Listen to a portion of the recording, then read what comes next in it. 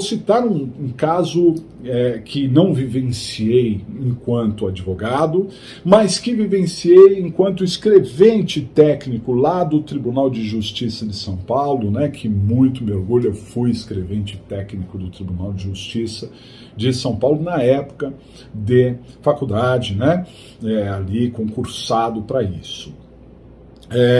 Tive um caso, eu cuidava de processos do júri, né, e cuidava de muitos processos, muitos processos do júri. E teve um caso que foi a júri, né, e chegando ao júri, o réu foi condenado. Ele foi a plenário e foi condenado, né? Lembro, como se fosse hoje, embora já tenha mais de 30 anos isso, que o advogado era um advogado muito bonzinho, era um senhor, era um advogado, não de forma nenhuma menosprezando, hein, porque era inteligentíssimo, mas era um advogado bastante simples. E ele apelou, porque da sentença condenatória no Tribunal do Júri cabe apelação nos termos do artigo 593, inciso 3º do Código de Processo Penal. Mas esse advogado, então, ele encontrou uma nulidade. Que nulidade? Na denúncia.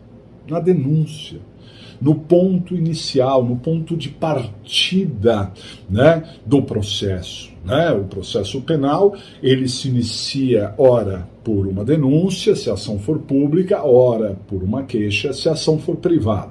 E aquele advogado, então, revisitando o processo inteiro, não só a segunda fase do júri, não só o posterior à pronúncia, mas revisitando o processo inteiro, ele olhou para a denúncia e percebeu que a denúncia tinha falha, que a denúncia estava errada e que a denúncia poderia comprometer o processo. E alegou, então, em apelação, nulidade do processo por um vício na denúncia. Mas, professor, já não estava na segunda fase, professor, lá, e agora que vem falar dessa coisa da denúncia? Olha, pessoal, é nulidade absoluta. Sendo nulidade absoluta, pode ser arguída a qualquer tempo, conforme eu mencionei para vocês, né? Muito bem. Ele alegou essa nulidade e o Tribunal de Justiça de São Paulo anulou o processo. Acatou aquela nulidade, acatou a argumentação do advogado. Tudo bem? Como eu disse, a nulidade não acaba com o processo. O processo retroage, ele volta àquele momento, àquela falha, para, então, recomeçar.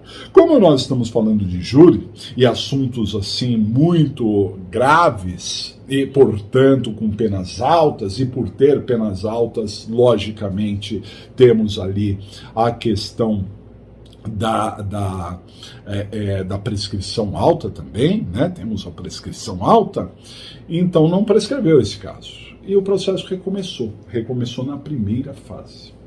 Acontece que quando foram intimar testemunhas, cadê as testemunhas? Uma sumiu, a outra morreu, não compareceu, não é? De modo que a produção probatória ali ficou bastante prejudicada. Pessoal, sabe o que aconteceu? O réu foi impronunciado. Nas decisões que encerram a primeira fase do júri, que nós temos a possibilidade de pronúncia que leva até a segunda fase, a impronúncia que arquiva o processo por falta de materialidade ou por falta de autoria, além da possibilidade de absolvição sumária ou desclassificação, o juiz optou pela impronúncia, porque a prova acabou sendo fraquíssima e não conseguiu demonstrar ali a culpabilidade do agente.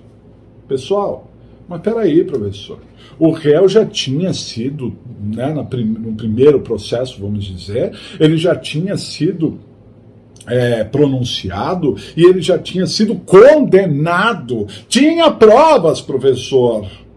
Tinha. Só que aquelas provas que existiam foram invalidadas por conta de um vício chamado nulidade.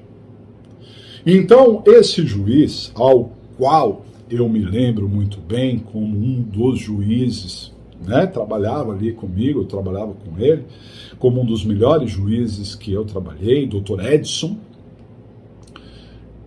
da Silva Martins Pinto. Chegou a desembargador, eu não sei se ele está nativo ainda, há muitos anos eu não tenho contato com ele, mas posso garantir que é uma das melhores pessoas que eu já conheci, um dos grandes juízes que eu tive contato. Edson da Silva Martins Pinto.